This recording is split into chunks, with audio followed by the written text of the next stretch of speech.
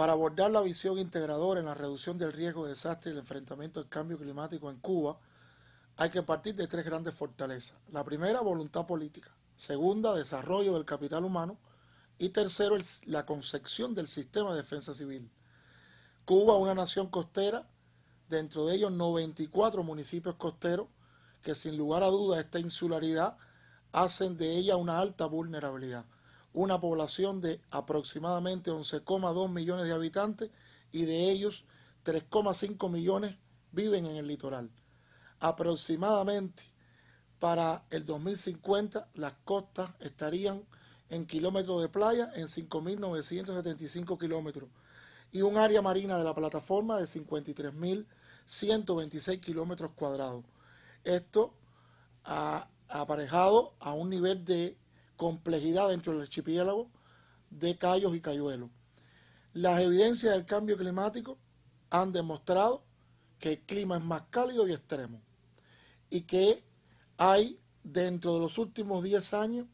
han existido un fuerte embate de los huracanes, sobre todo de gran intensidad, categoría 3, 4 y 5, lo cual evidencia además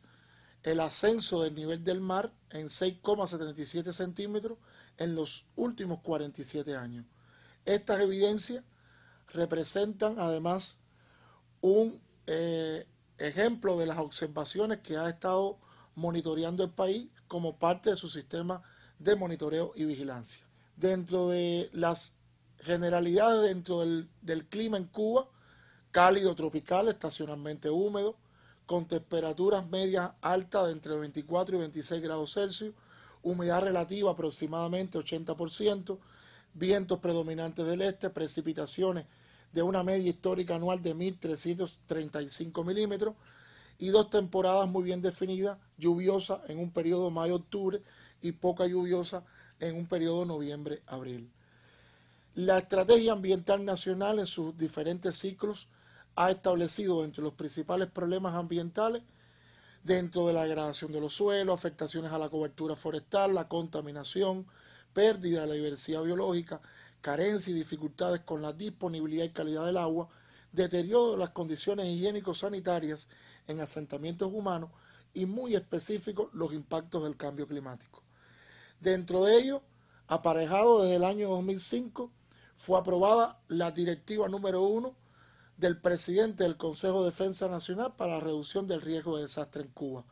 lo cual, dentro de sus ordenos, responsabilizó al Ministerio de Ciencia, Tecnología y Medio Ambiente en la realización de los estudios de peligro, vulnerabilidad y riesgo, así como los procesos de evaluación de impacto y daños ambientales de situaciones de desastre, con el empleo del potencial científico del país. No cabe duda que dentro de los ejes temáticos del Plan Nacional de Desarrollo Económico y Social hasta el 2030 hay uno bien definido que incluye la visión de reducción de riesgo y adaptación al cambio climático, denominado recursos naturales y medio ambiente. Y en estos momentos toda la base relacionada con los macroprogramas que establece un nivel de prioridades en esta visión. Hay que partir además de un cambio conceptual en Cuba en la reducción del riesgo de desastre. Comenzamos en una etapa donde se abordaban los temas vinculados a los planes de medida para casos de catástrofe, con énfasis en una etapa que era la respuesta y sobre la base del conocimiento del peligro. Abordamos a partir del año 2005 con la primera directiva ya establecer planes de reducción de desastres en un ciclo de etapas para la reducción de desastres y ya sobre la base del conocimiento del riesgo, porque esto permite evidentemente no solo conocer el peligro, sino también conocer las vulnerabilidades. En estos momentos abordamos dentro de este último marco de cambio conceptual la visión en la reducción del riesgo de desastre, porque se reduce el riesgo, no el desastre, porque se mantienen las mismas etapas del ciclo, la etapa preventiva, preparativa, de respuesta y de recuperación, pero aquí abordando no solo el conocimiento del riesgo en el escenario actual, sino también abordando el conocimiento del riesgo en el escenario prospectivo. Por eso es importante definir que hay un factor clave que son las vulnerabilidades. Allí es donde podemos incidir, allí es donde podemos trabajar para reducir y no crear. Por eso en este esquema en el cual abordamos la integración de la gestión para la reducción de riesgo, la gestión ambiental y muy en particular todo lo que tiene que ver con el programa de enfrentamiento al cambio climático, fundamentalmente la estrategia de adaptación. Hay un elemento que además es importante abordar y es el gran desafío de pasar a la emergencia, a la prevención y una política de resiliencia. En tal sentido, el Grupo Nacional de Evaluación de Riesgo del año 2005 comenzó un programa de trabajo de los estudios de peligro, vulnerabilidad y riesgo. Nuestra primera foto, nuestro escenario actual, y donde se abordaron un grupo de apreciaciones vinculadas a los peligros de desastre, en los cuales se establecieron un grupo de requisitos importantes, dentro de ellos la existencia de metodología, el uso de los sistemas de información geográfica, enfoque ecosistémico, equipos multidisciplinarios, multisectoriales, para que estos resultados y estos estudios tuvieran una salida asequible a los diferentes actores y posibiliten el proceso de gestión de riesgo a nivel local. Estos estudios cuentan con 4 etapas fundamentales: los procesos de identificación de escenarios de peligro, el proceso de cálculo de peligro propiamente con una salida cartográfica, una tercera etapa que tiene que ver con el cálculo de las vulnerabilidades con una salida cartográfica y una cuarta etapa vinculada a los procesos de estimación de riesgo con la salida de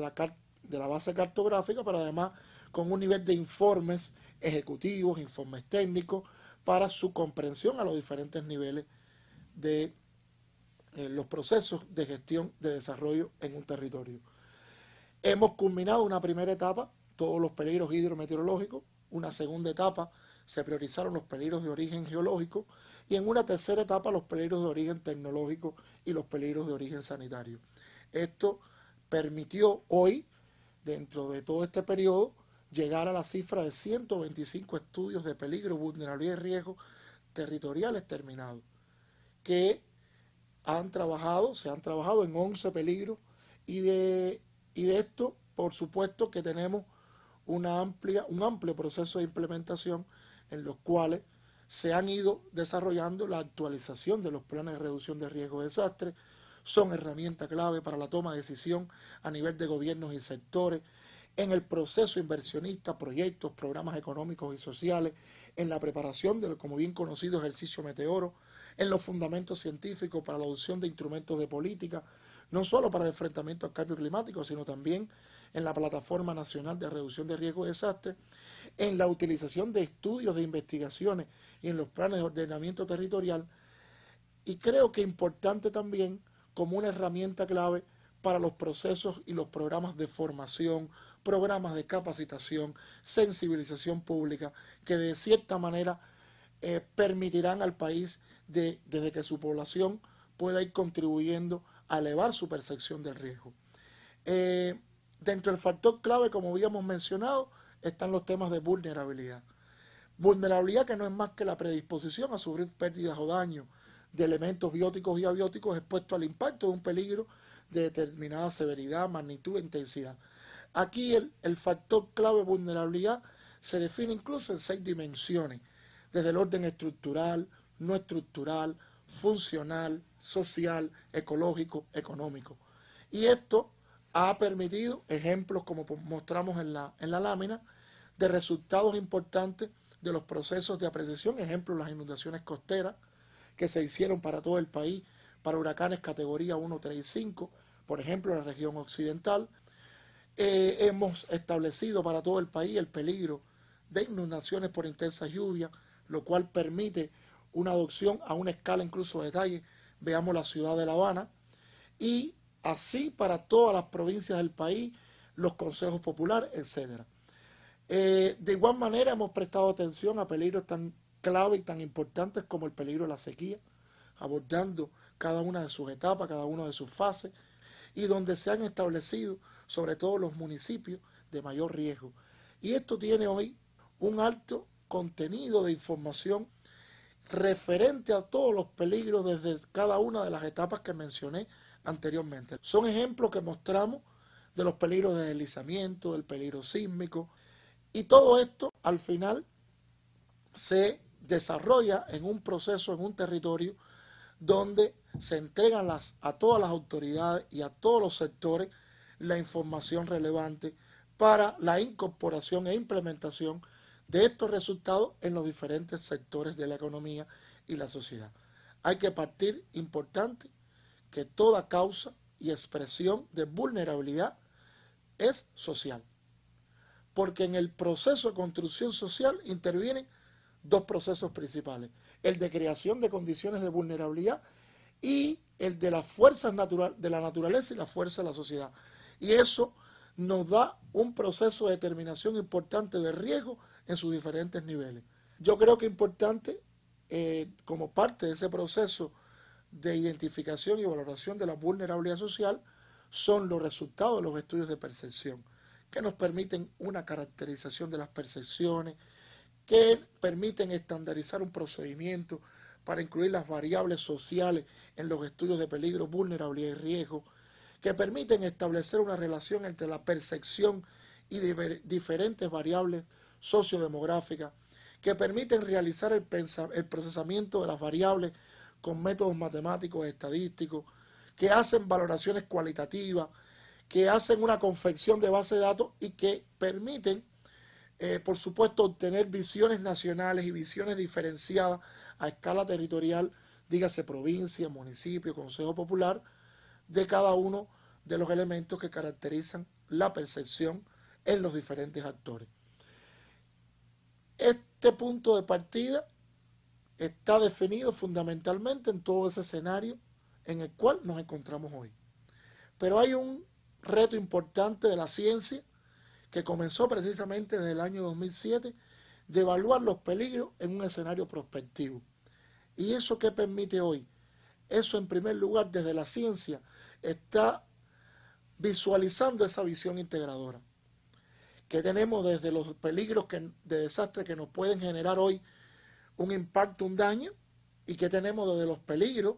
que en un escenario prospectivo pueden ser abordados y tener una visión para precisamente no comprometer ese desarrollo en el cual el país se encuentra y que todos los territorios deben conocer a partir de todos estos elementos nuevos de la ciencia. Por eso, el macroproyecto, Nuevos Escenarios de Cambio Climático para los años 2050 y 2100, asociados al ascenso del nivel medio del mar para la zona costera cubana, es un proyecto integrador que tiene como objetivo principal perfeccionar e incrementar el conocimiento acerca de esos escenarios, fundamentalmente para abordar la dimensión ambiental en la zona costera cubana para los años 2050-2100, con vistas a proponer las principales medidas de adaptación a los cambios ambientales. Es un proyecto que tiene como base principal la integración. Partió de preguntas concretas: ¿cuánto subirá el nivel del mar en el 2050-2100? El cual fue una pregunta del primer nivel de dirección a la comunidad científica: ¿cuáles serán las afectaciones al patrimonio natural construido en nuestra costa? Y a partir de allí, nuestro Ministerio de Ciencia, Tecnología y Medio Ambiente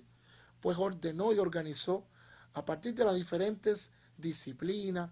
especialidades, sobre la base de un soporte ingeniero de información, de modelos, de sistemas de información geográfica, utilizando la geomática, pues abordar de manera integral cada uno de estos elementos. El macroproyecto en todo este periodo ha venido desarrollando resultados desde la base de 13 proyectos de investigación y servicios científicos tecnológicos, con más de 18 instituciones de 6 ministerios y 255 expertos y especialistas de más de 300 y más de 320 participantes a lo largo y ancho del país. Está dividido, como explicamos, en 12 proyectos y un servicio científico tecnológico, desde las tendencias y respuestas de manglar, la geología y geomorfología marino-costera, la estimación de las anomalías, tendencia y proyección y los periodos de retorno de los valores extremos del nivel del mar, los proyectos vinculados a las corrientes marinas, el deterioro de nuestras crestas arrecifales, la actualización y evaluación de la evolución de playas, las inundaciones costeras producidas por la surgencia y el oleaje generado por eventos meteorológicos extremos, precisamente para esos escenarios prospectivos, elementos vinculados a un gran proyecto de integración que colocó a cada uno de estos elementos y sobre todo un servicio batimétrico, un servicio científico-tecnológico que desarrolla la empresa GeoCuba, lo cual permite un nivel de salidas importantes integradas en cada uno de los años en los cuales el macroproyecto desarrolla sus evaluaciones de resultados. Y dentro de estas salidas que se entregan al más alto nivel de dirección del país, se encuentra el informe ejecutivo, un álbum informativo a una escala 1 en 250.000 y un mapa informe con la alerta por el ascenso a nivel del mar, medio del mar para los años 2050 y 2100 de esa visión, de ese escenario prospectivo. Yo creo que además importante es cómo hemos ido evolucionando en el tiempo. Comenzamos con una proyección de 27 centímetros para el 2050, de 87 centímetros, 85 centímetros para el 2100, y ya recientemente en los últimos resultados alcanzados en el presente año, hemos ido abordando, hemos ido analizando a partir de los nuevos escenarios de cambio climático, de una media nacional, de un incremento de ese ascenso de 29 centímetros para el 2050 y 95 centímetros para el 2100. Sin lugar a duda, una alta vulnerabilidad para el archipiélago cubano, lo cual requiere una mirada diferente, lo cual requiere que cada uno de los elementos que se abordan, hoy más de 136 asentamientos vulnerables, de ellos 20 deben desaparecer, 12 ciudades, 15 pueblos y 7 poblados, que sin lugar a duda va a generar personas desplazadas en aproximadamente más de 83.000 habitantes. Y esto generará incluso pérdidas de más de 28.000 viviendas, lo cual sin lugar a dudas requiere de un proceso de ordenamiento,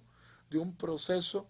de sensibilización en cada uno de los asentamientos costeros y de las comunidades y sobre todo los propios elementos de la protección costera que hay que atender de manera priorizada. Hay un grupo de evaluaciones que estamos desarrollando también como parte de estos resultados. Por ejemplo, los procesos de intrusión salina marina. Hay aproximadamente 574 asentamientos vulnerables a estos procesos a partir de ese escenario prospectivo evaluado y otros datos de referencia, sobre todo qué puede pasar en ese escenario prospectivo a partir del evento de un huracán de gran intensidad. Ya no solo sería la inundación costera que vemos hoy, sino que hay una proyección de una inundación mucho más, quizás más frecuente, pero también con áreas de inundación permanente que van a generar un mayor impacto en el patrimonio natural y construido. Los procesos de erosión de playas, retroceso promedio anual de 1,2 metros, toda la evaluación en nuestros ecosistemas de manglar, en el alto deterioro de nuestras crestas arrecifales que puede comprometer su capacidad de disipar la energía y puede ser comprometida para estos años, y que sin lugar a duda son elementos de la protección costera que permiten hoy reducir esa vulnerabilidad. Son nuestras primeras barreras naturales de protección y que sin lugar a duda hay que atender, y estos son elementos que no podemos perder de vista. Evidentemente nosotros hemos ido desarrollando un proceso de socialización de nuestros resultados con un lenguaje asequible para su comprensión, y por eso es importante que esta información hoy nuestro mundo académico, nuestros profes tengan para el perfeccionamiento de cada uno de sus planes de estudio, los planes de carrera, en los programas de diferentes etapas dentro de la formación, para que se entienda y se comprenda y que a la vez se incorporen en cada uno de los materiales y en la bibliografía que se desarrolla hoy en los planes de estudio. Todos estos resultados, sin lugar a dudas, han tenido una repercusión en los instrumentos de política. Como bien es conocido por todos, en el año 2017, abril del 2017, el Consejo de Ministros aprobó nuestro plan de Estado para el enfrentamiento al cambio climático en la República de Cuba, conocido como Tarea Vida. Y precisamente todos estos resultados científicos de los cuales le he comentado son los que principalmente permitieron la adopción de este instrumento importante de política al más alto nivel, conocido como único en toda nuestra región. Eso precisamente justifica, fundamenta las fortalezas en las cuales inicié la conferencia, sobre todo en esa voluntad política. Un plan de Estado que marcó dentro de sus objetivos principales la población amenazada a partir de estos resultados, la seguridad física y alimentaria en el país y sobre todo el desarrollo del turismo, como bien es conocido, una economía importante en la cual el país se proyecta y se centra. No voy a entrar en detalle porque hay otros conferencistas que van a abordar estos temas, pero el plan de Estado definió 5 acciones estratégicas y 11 tareas. Si nos damos cuenta, pueden reflejarse cada uno de los proyectos del macro, abordaron y permitieron la adopción de cada una de esas acciones y tareas. Desde la priorización de zonas, digamos, más vulnerables, en las que hay que atender con prioridad, que están en varios de los territorios, y, como es lógico, y la adopción de un grupo de tareas desde las normas jurídicas hasta los procesos de financiación internacional. Y hay una que es importante, tarea 10, y me centro en esta porque está allí un papel importante del Ministerio de Educación y del Ministerio de Educación Superior. Elevar la percepción del riesgo, aumentar el nivel de conocimiento y grado de participación de toda la población. Y si me preguntaran cuáles serían los sectores clave aquí, precisamente son los sectores vinculados a la educación, porque hay que formar nuestras nuevas generaciones con un conocimiento que le permitan, sobre todo en el proceso de desarrollo de su formación, incorporarlo para después en sus modelos de actuación, en sus escenarios, en la proyección del desarrollo en el país, tener en cuenta estos elementos, perfeccionarán los procesos de vinculación de toma de decisión, de planificación, entre otros procesos importantes del desarrollo. No cabe duda que esto está dando pasos importantes en consideraciones sobre cómo abordar la adaptación costera y de hecho implementar cada uno de estos elementos que define la tarea vida. Hay comunidades en las cuales hay que, sin lugar a dudas, ir priorizando. Hay sectores que hay que ir definiendo como una prioridad en el proceso de rehabilitación, reconstrucción, recuperación y, por ejemplo, Varadero, un polo turístico insignia en el país, locomotora en la economía, por supuesto que tiene que tener su atención, como la Zona Especial de Desarrollo Mariel, como nuestra Callería, como cada uno de los sectores priorizados que hoy concentran un modelo importante de desarrollo desde el punto de vista turístico, pero también de la seguridad alimentaria, porque esta es clave para también el desarrollo del propio turismo. Dentro de esas acciones de adaptación se contemplan, en primer lugar, sobre la base de la protección, en la protección de las personas, los bienes, de la infraestructura, atendiendo soluciones integrales que permitan abordar soluciones en la naturaleza y soluciones ingenieras, las llamadas soluciones integrales, porque no cabe duda que todo lo que hagamos en nuestras crestas de arrecife, nuestra gran primera barrera natural protectora, en nuestros manglares, en nuestras playas, pues estaremos minimizando esa vulnerabilidad de esos asentamientos y después las intervenciones ingenieriles pues permitirán un modelo de alternativas de soluciones que permitirán esa reducción de esa vulnerabilidad y del riesgo, por sobre todo, en cada uno de esos asentamientos. Acomodo, diseño e implementación de nuevas infraestructuras que sean resistentes a los impactos precisamente de los peligros de desastre y abandono sobre la base de un traslado. Pero cuando abordamos el término abandono, estamos diciendo que es paulatino, que tiene que ser con un consenso, porque aquí tenemos que prestar atención a qué piensa esa comunidad, qué piensa esa población. No es sacar la población por sacarla, por informarle de un peligro, sino sensibilizarlo, buscar herramientas que permitan que esa población sea sensibilizada y que sobre todas las cosas puedan tener un ordenamiento, un equilibrio también en la zona costera, porque han nacido allí, se han formado y creado allí, y eso precisa de herramientas desde la sensibilización, comunicación y de varios aspectos que hay que abordar en un proceso, en varios de estos procesos vinculados a la adaptación. Y hoy estamos desarrollando importantes proyectos, quizás aquí se va a mencionar después otros ejemplos como resiliencia costera, pero el proyecto, por ejemplo, Mi Costa, recientemente aprobado para Cuba por el Fondo Verde del Clima, que abordará precisamente cómo desarrollar procesos de rehabilitación de ecosistemas costeros, cómo aumentar la capacidad adaptativa de las comunidades, sectores y gobiernos en función del cambio climático mediante el uso de productos de información climática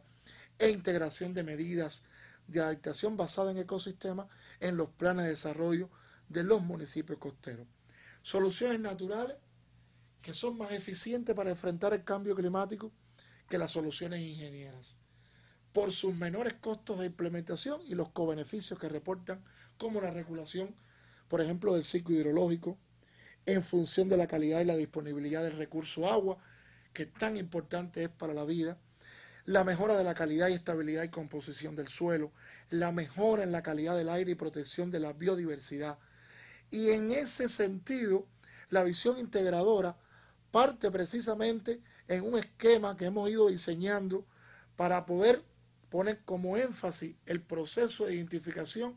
de soluciones naturales, partiendo en primer lugar del conocimiento del riesgo actual y futuro, pasando a una etapa en la cual a partir de este conocimiento abordemos y ordenemos el territorio desde una concepción ambiental sobre la base de estos conocimientos y donde además le demos al gobierno, a los sectores, cuáles son las verdaderas alternativas de soluciones, las llamadas grises y verdes, las llamadas naturales e ingenieras. Ese tiene que ser los próximos pasos, ese es el gran desafío, esas son las metas, porque el gobierno solo no puede sin el conocimiento de la ciencia, sin el aporte de cada uno de estos resultados, y estas estrategias de desarrollo, sin lugar a dudas, tienen que contemplar cada uno de los elementos y los resultados de la ciencia en función de la visión integrada de reducción de riesgo y enfrentamiento al cambio climático. Por eso es necesario el conocimiento del riesgo actual y futuro, porque en la medida que tengamos ese conocimiento integrador, estaremos precisando mejor las medidas de alternativas de soluciones y estaremos sobre todo desarrollando un proceso de respuesta con mayor capacidad de adaptación ante los desafíos que imponen los peligros de desastre.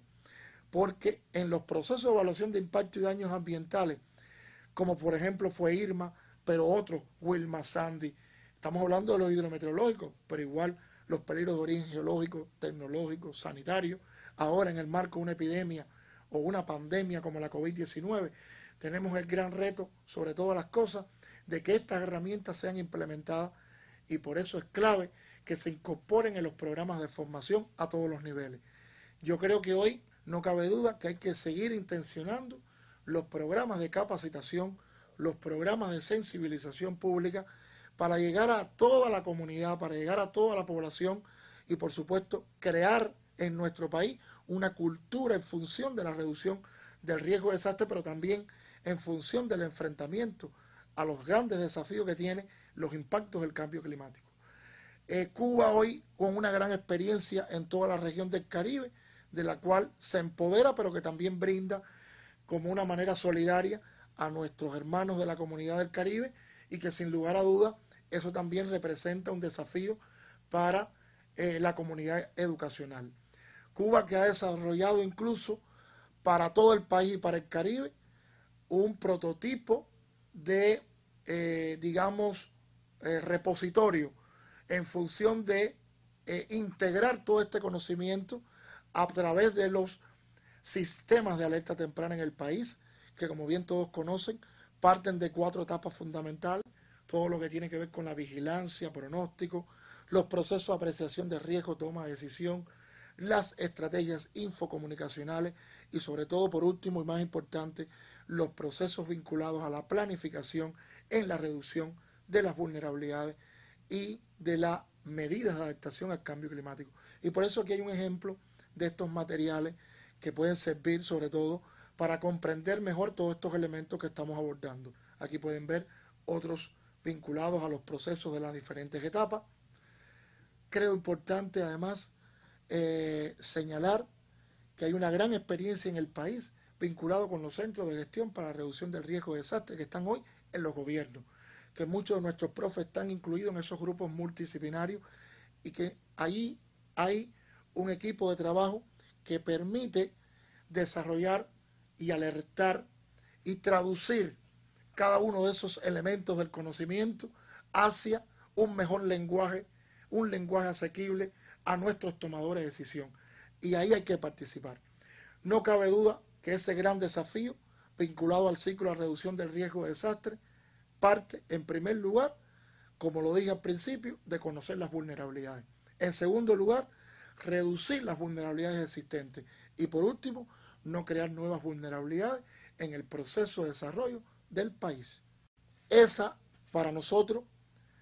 contempla cada uno de estos elementos, contemplan nuestra gran visión integradora en función de la reducción de riesgo de desastre y la adaptación al cambio climático como estrategia fundamental dentro del programa de enfrentamiento que recoge precisamente el Plan de Estado.